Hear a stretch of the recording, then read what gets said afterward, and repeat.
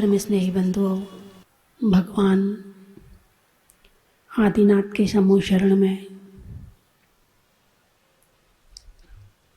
एक बनिया पहुंचा।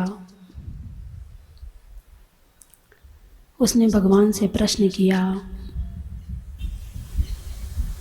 क्योंकि उसके पहले एक प्रश्न हुआ था कि इस भाव से आपके परिवार में और कौन कौन मोक्ष जाएगा। भगवान आदिनाथ ने उत्तर दिया, बाहुबली, भरत चक्रवर्ती के 999 पुत्र, ये सभी मोक्ष जाएंगे। और भी नाम लिए। साथ में ये भी कहा कि भरत घर में वैरागी है। एक बनिया से रहा नहीं गया। भारत की 96,000 रानियां, 6 खंड का राज, हजारों नाती पोता, वो घर में बैरागी है। मेरी एक पत्नी, एक दुकान, और मेरा नाम नहीं लिया। मेरा नाम लिया नहीं, भरत का नाम ले लिया, अपने बेटे का नाम ले लिया। जाकर उसी से पूछो कि वो कैसे बैरागी है। गया, तुम्हारे पिताजी कह रहे हैं, भगवान नहीं कह रहे, तुम्हारे पिताजी कह रहे हैं कि तुम घर में बैरागी हो। वो कैसे हो ये मुझे बताओ।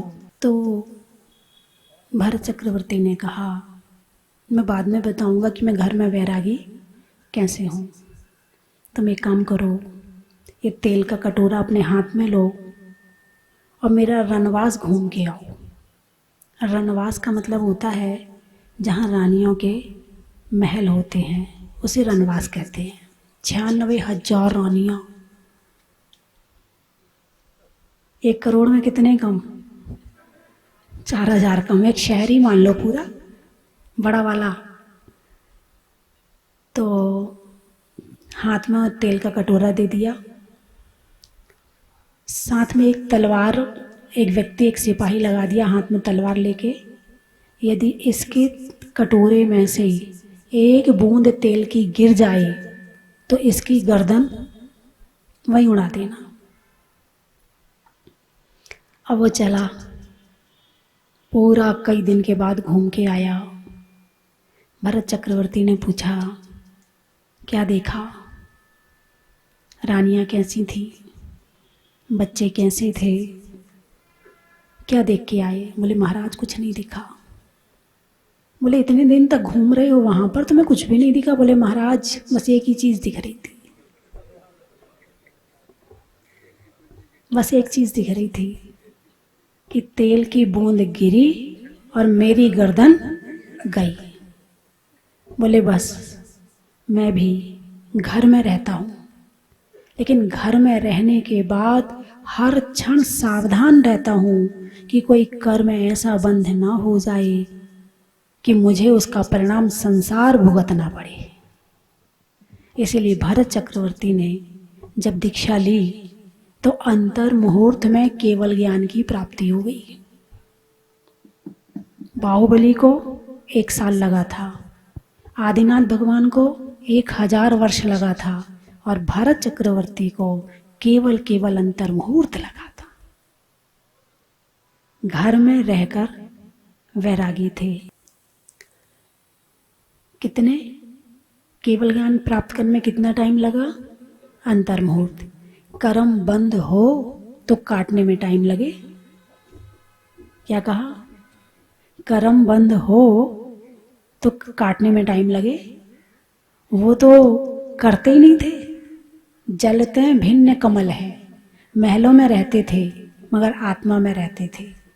भोजन करते थे, याद आत्मा को करते थे, और राज्य चलाते हुए भी ये मेरा कुछ नहीं है, इस भावना के साथ में वे घर में रहते थे। आप लोग यदि शाम को टीवी में प्रवचन सुनते हो तो मैंने एक बात बताई थी कि 2 चीज़ें होती हैं, सुख और शांति। कितनी चीज़ें होती हैं? 2, सुख और शांति।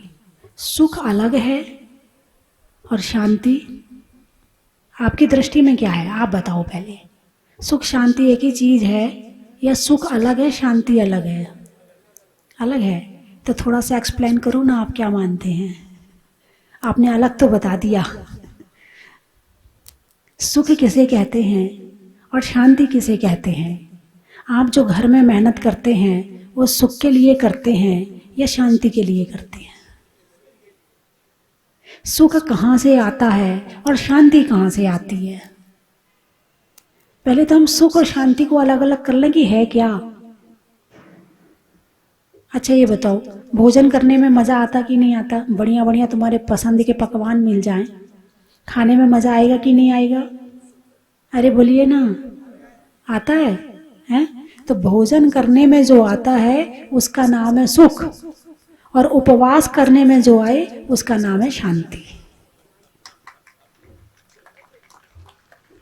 भोजन करने में जो आता है वो है सुख, और उपवास करने में जो आती है वो शांति है। बड़ा, आप जिसने उपवास किया है, जिसने उपवास करके उसका आनंद लिया है, वो समझ सकता है कि शांति क्या चीज़ होती है। जिसने केवल साल में एक बार उपवास किया उसे क्या पता? उसे नहीं पता। वो तो देखता 12 बज गए, अब 1 बज गए, अब शाम हो गई, अब रात हो गई, अब रात के 12 बज गए, अब 2 बज गए। उसको नहीं आती शांति। जिसको उपवास करने का अभ्यास होता है और उपवास करने के बाद वो ध्यान करता है, सामायिक करता है, पूजा करता है, अपने आप में रहता है, उसको आती है शांति। और जो साल में एक उपवास करे वो दिन भर घड़ी देखे, अभी उपवास शुरू नहीं हुआ है। उपवास का भी अपना अलग आनंद है। यदि उपवास में आनंद ना आए तो लोग उपवास ना करें। उपवास करने में शांति जो मिलती है ना, वो खाने में भी नहीं मिलती इतनी शांति जितनी उपवास करने में मिलती है। उपवास करने वाले दिन ऐसा लगता है, आहा आज तो आहार करने नहीं जाना, 1 घंटा बच गया। और जैसे ये पेट में अन्न पहुंचता है ना, पूरी दिमाग में उठापटक मचाता है।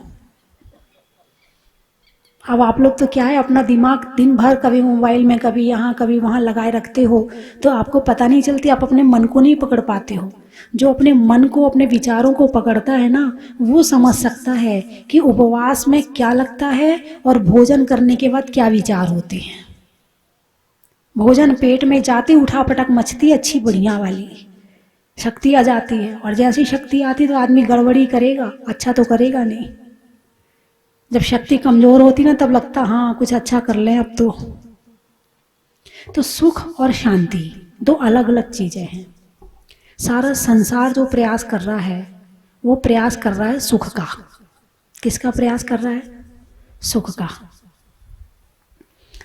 जो घर में आजकल इतनी मशीनें इकट्ठी कर रखी हैं, वैज्ञानिकों ने इतनी मशीनें बना दी हैं, कपड़े धोने की मशीन, भोजन बनाने की मशीन, पोंछा लगाने की मशीन, और बताओ ना मिक्सी, और पता नहीं कितनी तरह की मशीनें चल गई हैं।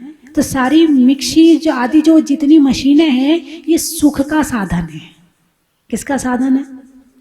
आदमी कहते जाता है और यूज करते जाता है। जो हमारे पुराने लोग हैं ना, अरे हाथ की चटनी खाने में जो मज़ा आता है वो मिक्सी वाली चटनी में कहाँ आता है। अब बहुएं कहती खा लो चुपचाप, हमसे नहीं बटने वाली। खिला दी तुम्हारी अम्मा ने जितनी खिलानी थी। अब गया जमाना वो। चूल्हे की रोटी में और गैस की रोटी में लाख गुना अंतर है। आज बीमारी बढ़ने का कारण क्या है? जो चूल्हे की आंच में रोटी सिकती है वो, और एक जो गैस की आंच में सिकती है वो, दोनों का अंतर बहुत बड़ा है। बीमारी बढ़ने के लिए घर घर में बीमारियां हो रही हैं। और जो जितने ज्यादा सुख के साधन उतनी ज्यादा बीमारियां। नहीं, आपके यहाँ की बात नहीं है, कहीं और की है। सी स्कीम की नहीं है, नैमी सागर की भी नहीं है, और विवेक विहार की भी नहीं है, कहीं और की है। जितने ज्यादा सुख के साधन उतनी ज्यादा बीमारियां। और पहला सुख गया। पहला सुख निरोगी काया, और पहला आवश्यक देव पूजा। 6 आवश्यक होते ना, पहला आवश्यक कौन सा है? देव पूजा। और पहला सुख कौन सा है? निरोगी काया। जो पहला आवश्यक करता है उसे पहला सुख मिल जाता है, जो दूसरा आवश्यक करता है उसे दूसरा सुख मिलता है, जो तीसरा आवश्यक करता है उसे तीसरा सुख मिलता है। जितने आवश्यक करते चले जाओगे उतने सुख बढ़ते जाएंगे, और आवश्यक छोड़ते चले जाओगे, रास्ता तो वहीं से है ना। सुख आने का रास्ता कहाँ से है? मशीनों से नहीं है। घर में चीनी की बोरियां हैं मगर चीनी खा नहीं सकते। बोलिए ऐसा है कि नहीं है? घर में घी के टीन पड़े हैं, डॉक्टर कहता है घी मत खाना, चीनी मत खाना है। तो सुख कहाँ से आएगा? सुख आएगा कब? जब हम पापों का नाश करेंगे और पुण्य का उपार्जन करेंगे। पुण्य का रास्ता कौन सा है? वह है 6 आवश्यक। जो देव पूजा नहीं करता, गुरु उपासना नहीं करता, स्वाध्याय नहीं करता, संयम नहीं करता, तप नहीं करता, दान नहीं करता, आपने सारे रास्ते बंद कर दिए। मेरे से कोई पूछ रहा था, बोले किसी ने पूछा माता जी 20 तारीख को आप कहाँ जा रही हो? तो मैंने कहा मैं सी स्कीम जा रही हूँ। अच्छा, मैंने कहा मैं सी स्कीम जा रही हूँ। बोले सी स्कीम में तो मंदिर है ही नहीं, आप कहाँ जा रही हो? क्या उत्तर था उनका? प्रश्न था उनका? कितने लोग सी स्कीम वाले बैठे? हाथ उठाना जरा। कम है। इतने लोग रहते क्या सी स्कीम में? बस 15-20 तो पुरुष ने हाथ उठाए हैं और 25-30 महिलाओं ने हाथ उठाए। हाँ 30-35 होंगी, बस इससे ज्यादा नहीं है। तो इतने लोग रहते क्या सी स्कीम में? अच्छा, वो सुख में लीन है। जिनको शांति चाहिए वो यहाँ आ गए हैं, और जिनको सुख चाहिए वो घर में बैठे हैं। गर्मी हो रही है, कहाँ माता जी के प्रवचन सुनने जाएंगे? धूप में बैठना पड़ेगा। अब अपने सुख के साधन प्राप्त करने का धन है तो धन कमाने के लिए लगे पड़े होंगे बेचारे। जिसको शांति का नाम ही नहीं पता है, जिसने शांति नाम की चीज को जाना ही नहीं है, वो सुख के लिए प्रयास करेगा। जिसने शांति प्राप्त करने की भावना करी है वो शांति के लिए भी प्रयास करेगा। जहाँ शांति है वहाँ सुख अपने आप आ जाएगा। जहाँ शांति है वहाँ सुख है, लेकिन जहाँ सुख है और शांति नहीं है वहाँ सुख भी नहीं है। शांति के साथ सुख रहता है। किसके साथ रहता है? शांति के साथ सुख रहता है। संतों के पास में क्या है? सुख है कि शांति है? हमारे पास तो पाँव में पहनने के लिए चप्पल भी नहीं है, हमने तो छोड़ दी है। नहीं, ऐसा नहीं है, त्याग कर दी, ठीक है ना? तो आपकी दृष्टि में चप्पल पहनना सुख हुआ, लेकिन उससे शांति मिली कि नहीं मिली? जितना जितना त्याग उतनी उतनी। एक सन्यासी था,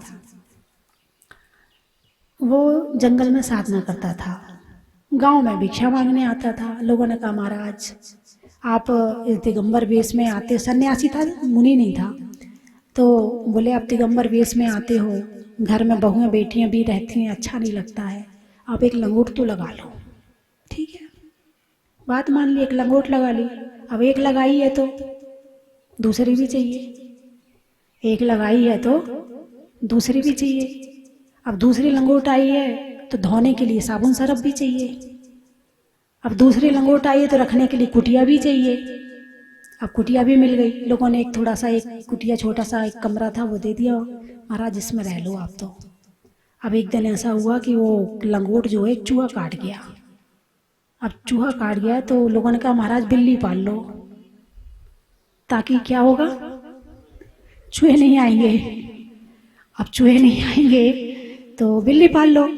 अब बिल्ली आ गई, लोगों ने बिल्ली दे दी, दान कर दी, लो महाराज बिल्ली ले लो। अब बिल्ली आई तो बिल्ली को पीने के लिए लोगों ने कहा महाराज एक गाय रख लो आप, चलो हम दे देते हैं। अब उनको एक गाय भी मिल गई। अब गाय को चाहिए घास, तो एक खेत दे दिया महाराज, खेत भी ले लो आप, तो कम से कम गाय के लायक कुछ हो भी जाएगा, आपका भी काम हो जाएगा। आपको भी मांगना पड़ता है, आपका भी काम हो जाएगा।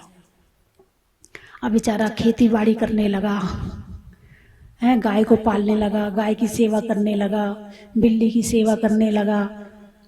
अब एक दिन ऐसा हुआ कि वो सन्यासी की गाय वो पड़ोस वाले खेत में घुस गई। तो पड़ोस वाले खेत वाले ने दावा कर दिया। वो क्या करते हैं, पुलिस में रिपोर्ट लिखवा देते हैं। हाँ, वो करवा दी। अब बोले भाई दूसरा आदमी कौन है, बोले सन्यासी। बोले बुलाओ उसे। अब सन्यासी बोला मैं तो बड़ी अच्छी साधना करता था, खूब ध्यान लगाता था, बड़ी शांति से जी रहा था, दुख मेरे जीवन में था ही नहीं, और ये कहाँ मैंने झंझट मोल ली, शुरू कहाँ से हुई। तो गया वो गाय के पास, पहले खेत के पास गया। खेत कहाँ से आया, गाय के लिए। गाय कहाँ से आई, बोले बिल्ली के लिए। बिल्ली कहाँ से आई, बोले चूहे के लिए। चूहा कहाँ से आया, बोले लंगोट के लिए।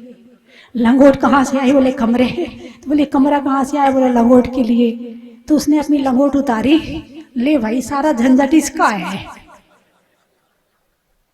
तो ये ले जा। जब तक ये रहेगी तब तक मेरे जीवन में शांति आने वाली नहीं है। गृहस्थियों के घर में सुख तो है मगर शांति नहीं है।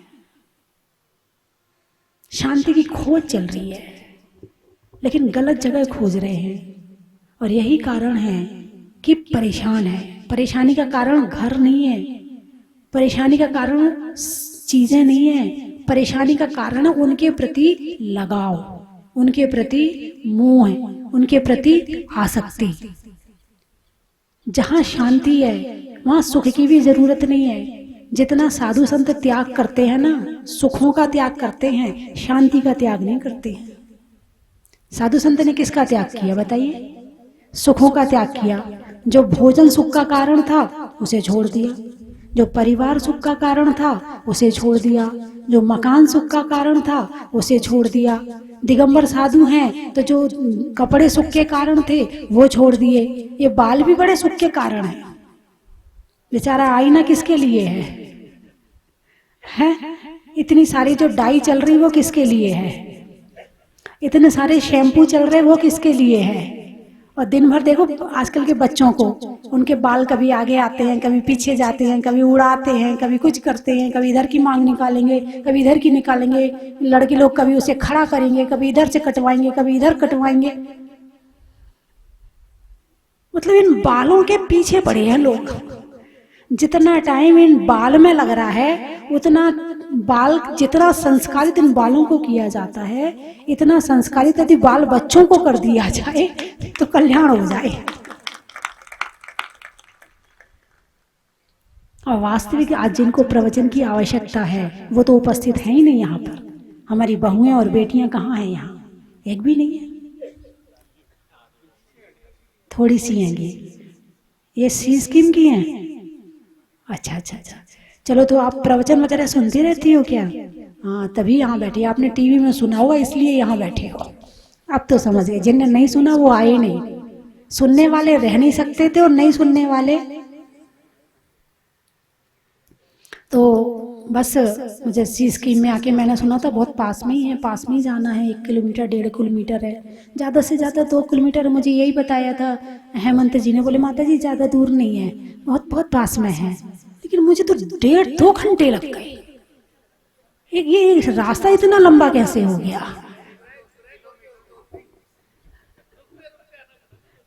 बहुत सारे स्टॉपेज थे हैं। तो सी स्कीम में बाकी तो सब कुछ अच्छा लग रहा है, बस एक चीज की कमी लग रही है मुझे। अरे आपको लग रही कि नहीं लग रही मुझे नहीं पता है, लेकिन मुझे लग रही है। आप बता सकते किस चीज की कमी है?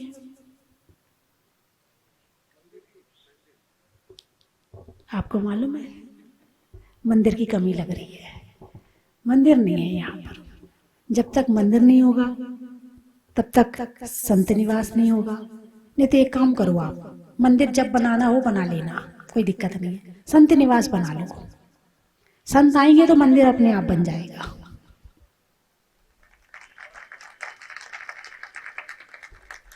और अभी सुरेश जी नाम है आपका? दिनेश जी बता रहे थे, बोले हमारे यहाँ एक इतना बड़ा हॉल है जिसमें 500 लोग बैठ जाएं, और वो भी बनाया इसीलिए है कि प्रवचन आदि वहां पर हो सके। मैं तो ये कहती हूँ संत निवास बनाओ। संत निवास रहेगा तो मंदिर अपने आप आ जाएगा। कहाँ से आएगा, उड़ के आएगा, कहीं से भी आएगा, आएगा जरूर। और मुझे खुशबू आ रही है कि मंदिर आने वाला है।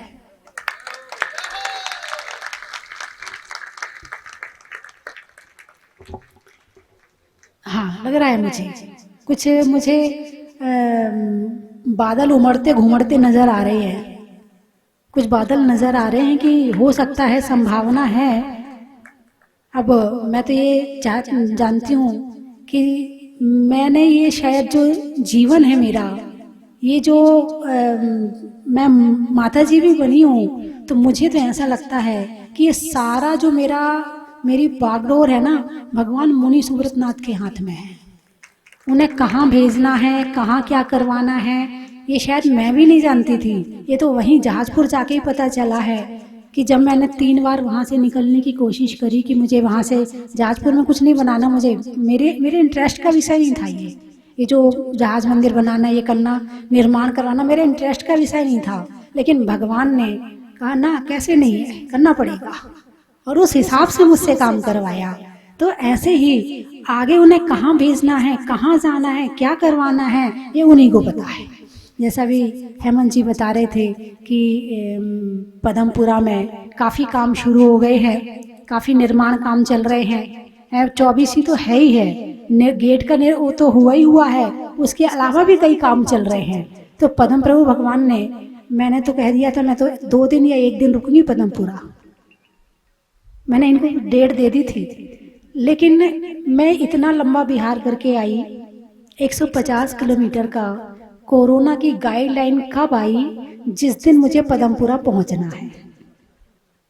पहले भी आ सकती थी, चाक्षु में आ सकती थी, निवाई में आ सकती थी, लेकिन कदम उस हिसाब से बढ़ रहे थे कि उस टाइम वहां पहुंचना है जब गाइडलाइन आनी है।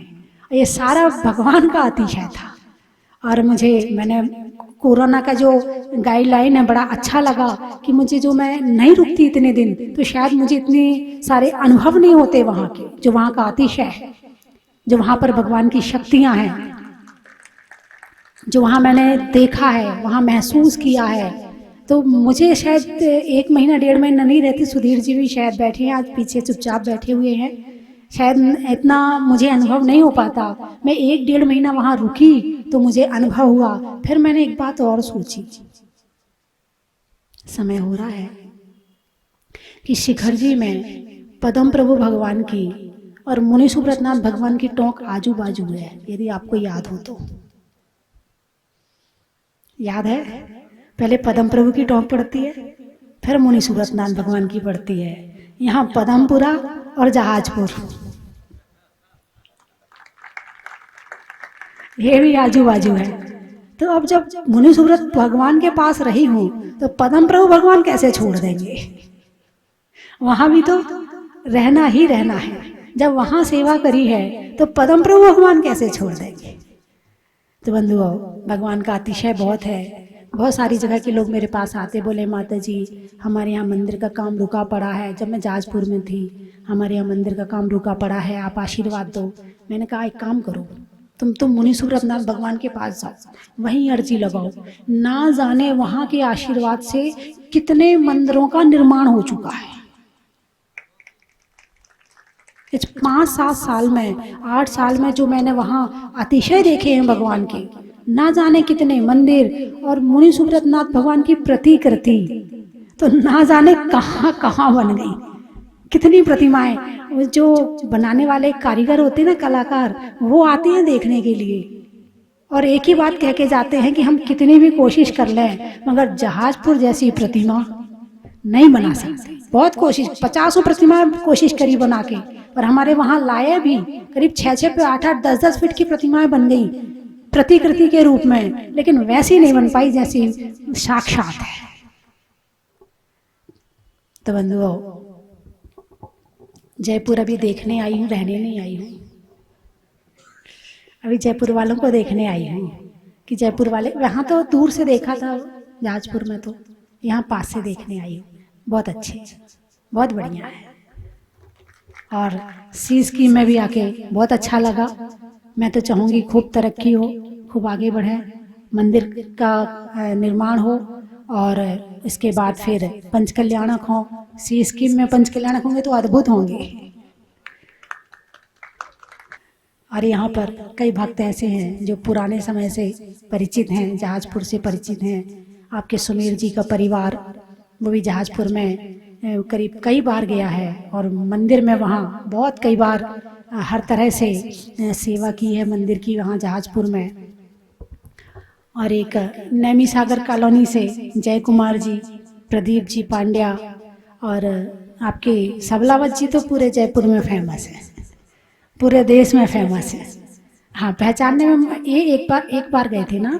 हाँ, एक बार गए थे, लेकिन मैं यहाँ आई थी ना, एक बार में पहचान लिया मैंने।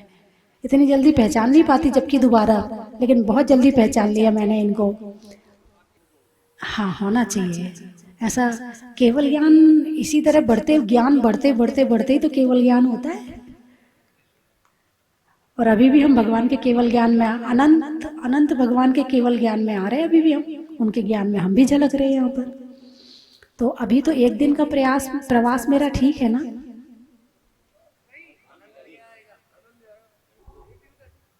तो एक काम करो फिर, अच्छा रहने दो, एक दिन बहुत है। अब आपके यहाँ के जब लोग आते ही नहीं है तो मैं क्या करूंगी? यहाँ के 15-20 ही लोग हैं, एक दिन 15-20 जनों के लिए एक दिन बहुत है।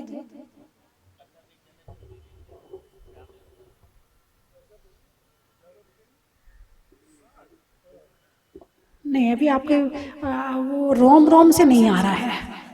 जब तक रोम रोम से नहीं आएगा तब तक मुझे आनंद नहीं आएगा। आप एक काम करो, आप जो आपके जितने 250-300 जितने परिवार हैं यहाँ पर, आप एक मीटिंग करो, ठीक है? आप 4-5 दिन में 4-5 दिन में मीटिंग करके फिर आओ मेरे पास में, फिर मैं दोबारा प्रोग्राम बनाऊंगी। कितने लोग हैं जरा हाथ उठाना, सी स्कीम वाले। तो आप एक काम करो, एक बार आप मीटिंग करो, संयोजक एक व्यक्ति बन जाए, 2 व्यक्ति बन जाए, 3 व्यक्ति, 5 जने संयोजक बन जाए और अपना अपना एरिया कवर करें। आप एक मीटिंग करो, मीटिंग करने के बाद फिर आओ, फिर मैं दोबारा आ जाऊंगी आपके यहाँ। अभी मौका है। देखो, मैं आज तक अभी पूरे जयपुर में ना दोबारा कहीं गई हूँ और ना अभी लिस्ट में कोई नाम है। पहली बार मैंने ये कहा है कि ये मैं आपके यहाँ आ जाऊंगी, पहली बार कहा है मैंने। अभी लिस्ट में कहीं किसी का नाम भी नहीं है और जाने की कभी कोई वो भी नहीं है, लेकिन मैं सी स्कीम में यदि आप बुलाओगे तो दोबारा अभी 5-7 दिन के अंदर ही आ जाऊंगी। अब आप देख लो, आपको बुलाना हो तो आप देख लो। मैं तो आपको जहाजपुर बुला रही हूँ, आप जहाजपुर कई बार आओ, एक बार नहीं कई बार आओ। अब आपको मुझे बुलाना हो तो आप देख लो, ठीक है? अभी आपके यहाँ नेता नहीं मिल रहे मुझे। जब तक नेता नहीं होगा ना, अनायका विनश्यंती नश्यंती बहुनायका। यदि एक भी नेता नहीं होगा तो काम नहीं होगा, और सारे नेता बन जाएंगे तो भी काम नहीं होगा। अभी आपके यहाँ नेता है ही नहीं है, और जब तक झंडा पकड़ने वाला नहीं है तब तक काम कैसे होगा? अरे बोलिए ना, हैं? तो पकड़ाओ, किसके हाथ में झंडा पकड़ाना है?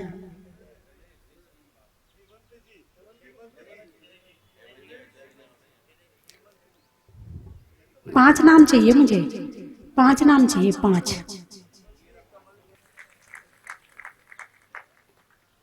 तो आप 5 जनों को जिम्मेवारी दे दूं मैं? अरे बोलिए ना, हैं? 5 में से यदि आप इसको 11 भी करना चाहें तो मेरी तरफ से छूट है ना? 5 से 11 भी कर सकते हैं, लेकिन आप 4-5 दिन में मुझे बता देना, ठीक है? 4-5 दिन में आप पूरी कोशिश करिए, जो भी होगा अपन देख लें। लेकिन मुझे यहाँ कुछ लग रहा है, भगवान ने चाहा, मुंशीनाथ भगवान ने, पद्म प्रभु भगवान ने, कुछ हो जाए तो बड़ी अच्छी बात है ना?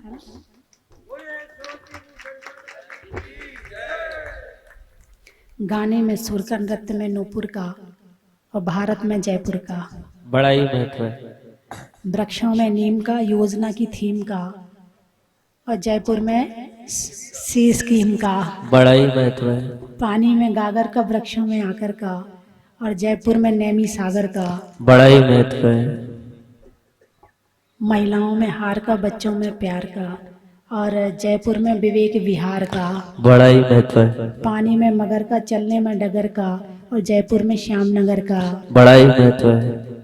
सुधरने में मति का, होने में अच्छी गति का, और मुझे प्रवास करवाने में प्रवास समिति का, बड़ा ही महत्व है। करने में आशा का, नहीं करने में निराशा का, और आने वालों में दोषा का। बड़ा ही महत्व है। नदी में नाव का, शरीर में पाँव का, और अच्छे काम करने में महिलाओं का। बड़ा ही महत्व है। मुझे यहाँ की महिलाएं भी सुस्त लग रही हैं, महिलाओं में भी जागृति नहीं है। आप भी अपनी महिलाओं को जागृत करें। आप 15-20 महिलाएं थोड़ी ऐसी स्कीम में, बहुत सारी हैं, तो आपकी भी 5 महिलाएं वो खड़ी हो जाएं जो अगले बार सभी महिलाओं को उपस्थित करेंगे। खड़े होइए। आप में कोई नेता है? बहुत बहुत अच्छा लगा, और ये हमारा सौभाग्य है कि हमको शांति धारा करने का मौका मिला, और इतना भव्य सुंदर जो अतिशय बनाया का क्षेत्र बनाया है, उस सबके लिए सभी को बहुत बहुत अनुमोदना। इस व्हीलचेयर में लेके आए हैं, उनको बहुत बहुत धन्यवाद देती हूँ। बाकी यहाँ की जो व्यवस्था थी, कल शाम को हम आए थे, उसको देख करके मुझे ऐसा लगा कि निश्चित तौर पे इसको और बढ़ाया जाना चाहिए।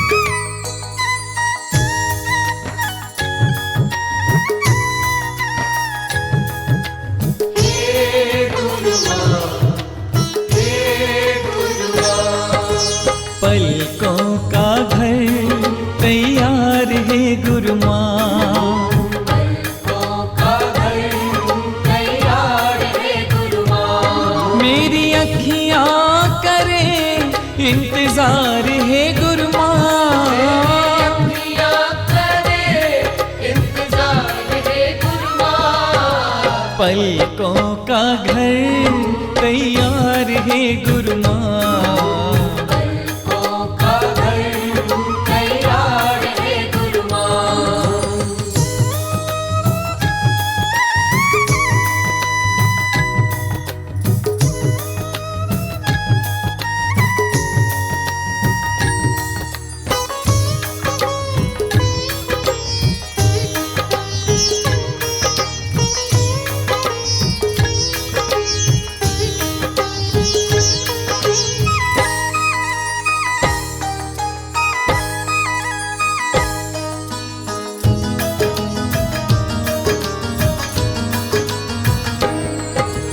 असुमन के जल से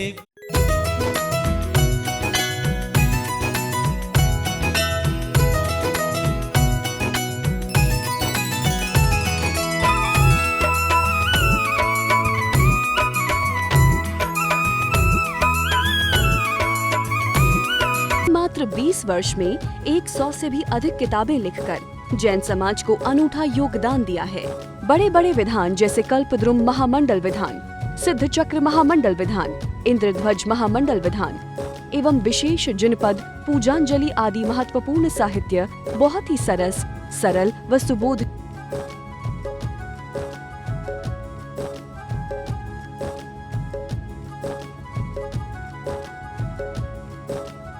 करने हेतु आज ही संपर्क करें। संपर्क सूत्र 7906062500 98683456768।